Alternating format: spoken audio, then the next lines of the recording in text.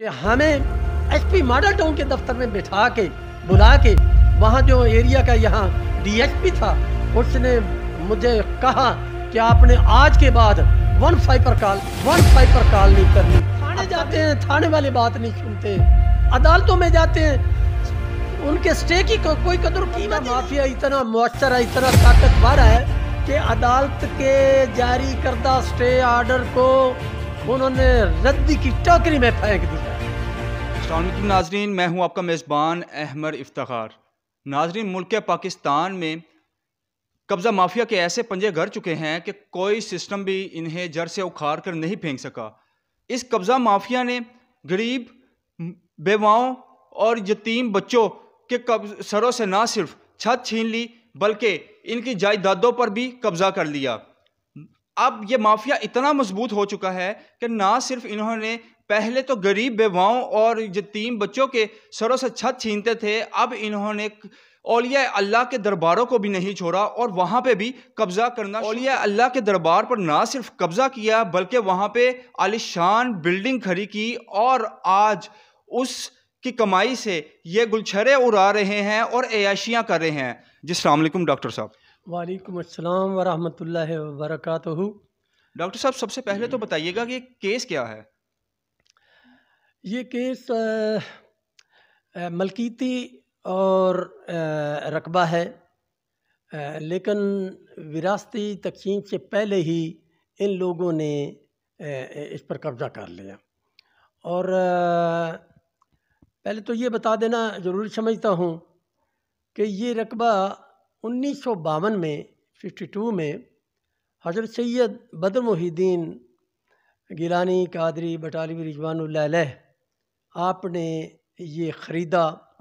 تو یہ 8 کنال 17 مرلے اور کچھ سرسائی رقبہ ہے جو آپ نے اس کو وقف نہیں کیا, یہ مختص رکھا سلسلہ قادریہ فاضلیہ کے عقیدت مند اور آپ کے مریدین ان کے لیے, کیونکہ یہ بہت بڑا سلسلہ ہے, پورے پاکستان میں روحانی سلسلہ ہے اور آپ کے ہزاروں عقیدت مند جو پورے پاکستان سے روزانہ ملاقات کے لیے آتے تھے. آپ نے اپنی رہائشوں کے علاوہ یہ الگ ایک پیس آف لینڈ جو ہے نا قطع اراضی 8 کنال 17 مرلے کو سرسائی, یہ آپ نے مختص کر دیا وہ مہمان آنے جانے والوں کے لیے.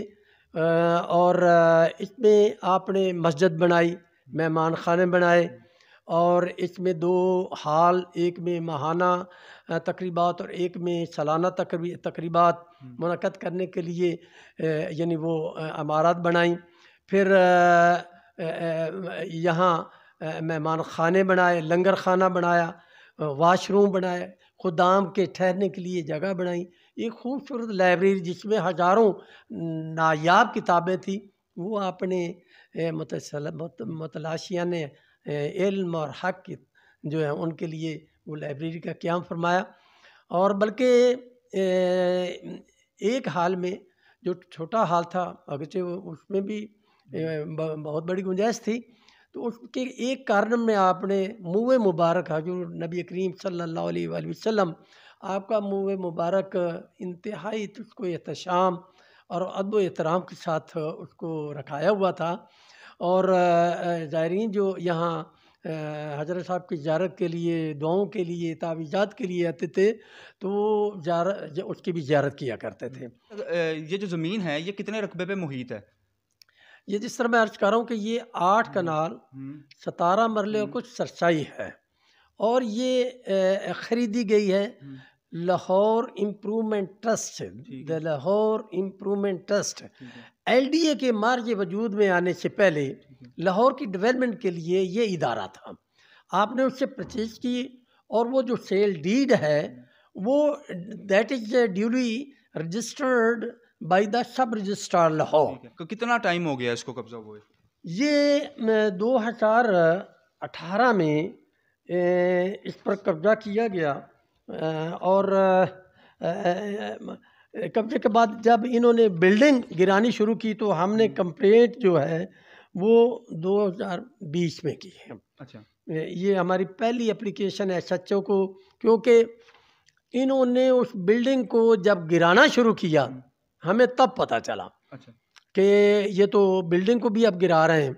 تو ہم نے پھر فوری جا کے ایس ایچ او تھانوں کو رپورٹ کیا اور عدالت سے اسٹے آرڈر بھی لائے. جی بالکل. لیکن اب یہ دیکھیں کہ 2020 سے لے کر آج تک ہم from time to time stay order لیتے چلے آ رہے ہیں، کبھی ٹرائل کورٹ سے، کبھی سیشن کورٹ سے.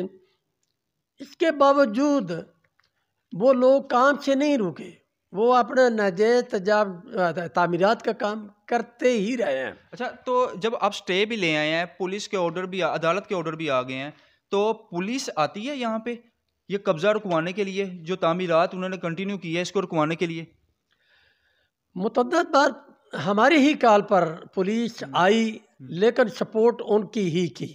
کیا وجہ ہے؟ اس کی وجہ تو انڈرسٹوڈ ہے کہ ہمارے یہاں قبضہ مافیا سے تو کوئی جنگ نہیں لڑتا اور شریف لوگوں کا ساتھ تو کوئی نہیں دیتا. پہلا ہم نے سب سے پہلا کیس جو ہے وہ ہم نے کیا سول کورٹ میں، تو اس پر ہمیں اسٹے آرڈر ملا، جو پہلا اسٹے آرڈر. ہاں جی، لیکن کام کوئی نہ رکا اور اس کے بعد ہم اسٹے لیتے ہی چلے گئے، لیکن کسی بھی موقع پر کوئی کام جو ہے نا وہ کام نہیں رک سکا. یہ دیکھیں 8ویں مہینے 2020 میں یہ پہلا اسٹے آرڈر ہے جو لیا گیا اور یہ سول جج یعنی کلاس 1 انہوں نے جاری کیا. لیکن اس کے بعد یہ سب یہ میں جو دکھا رہا ہوں یہ اسٹے آرڈر ہیں فرام ٹائم ٹو ٹائم، لیکن ان اسٹے آرڈر کو وہ کسی نہ کسی طریقے سے یا تو خارج کروا لیتے رہے ہیں یا غیر مؤثر کرا دیتے رہے ہیں. پولیس نے ہمارے ساتھ کوئی تعاون نہیں کیا. ایس ایچ او سے لے کر ڈی آئی جی تک ان پرسن میں ملاقاتیں بھی کرتا رہا ہوں اور متعدد بار ملاقاتیں کرتا رہا ہوں. ہماری بات بھی اچھی طرح سن لیتے رہے ہیں، لیکن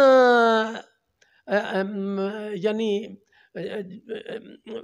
چاہیے تو ہے نا پھر سویئر ایکشن ہوتا ہوا نظر آئے کہ بھئی ایک آدمی کی آپ نے بات سن لی جو حق پر مبنی ہے، تو چاہیے کہ ہماری مدد کی جاتی نظر آئے، مدد نظر نہیں آتی. اچھا ڈاکٹر صاحب، یہ متعلقہ تھانہ کون سا لگتا ہے؟ یہ تھانہ اچھرا. تھانہ اچھرا. جی تھانہ اچھرا. تو آپ وکیل کے پاس بھی گئے ہیں، وکیل کا کیا بیان ہے؟ وکیل کیا کہتا ہے کہ کیا یہ کیس آپ کی حق میں جا سکتا ہے؟ بالکل وہ امید دلاتے ہیں. اور اس کے علاوہ دیکھو یہ سیدھی بات ہے کہ اس کے مالک جو ہیں حضرت سیدنا بدر محی الدین رضوان اللہ علیہ کی اولاد مبارکہ وہ اس کے وارث ہیں، کیونکہ یہ ملکیتی ہے، یہ کوئی وقف تھوڑو ہے، یہ تو ذاتی ملکیتی رقبہ ہے. اور جہاں بھی ذاتی ملکیتی رقبہ ہو وہ وراثتی تقسیم میں آتا ہے. انہوں نے آپ وراثتی تقسیم میں ہم گئے ہیں، ادھر سے ہمارے پاس اس وقت اسٹے موجود ہے جو ویلڈ ہے، اور انہوں نے لکھا ہے کہ till the decision of case stay order میں بی مینٹینڈ. ایون دین وہاں آپ دیکھیں repair, renovation, construction, sale and purchase سارا کام ہو رہا ہے. اور انہوں نے اس 8 کنال 17 مرلے پر، جہاں میں نے پہلے عرض کیا کہ دربار شریف کی اتنی عمارات تھیں سب ڈیمولش کر کے ایک پلازا پورے رقبے پر پلازا کھڑا کر دیا. ایل ڈی اے سے اس کی باقاعدہ منظوری بھی نہیں لی، حالانکہ پہلی بلڈنگ کو بھی گرانے کے لیے چاہیے تھا کہ ایل ڈی اے سے پرمیشن لیتے، وہ بھی پرمیشن نہیں لی. جو نئی بلڈنگ تعمیر کی انہوں نے پلازا بنایا، پلازے کی تعمیر کا کوئی پرمیشن نہیں، کوئی سائٹ پلان اپروو نہیں ہے by the L D a. L D اے ایک جھوٹ بیان کر رہا ہے. اچھا انہوں نے اس بلڈنگ کو سیل بھی کیا، ہم نے جا کے بتایا وہ سیل نہیں، کام ہو رہا ہے، دن رات کام ہو رہا ہے.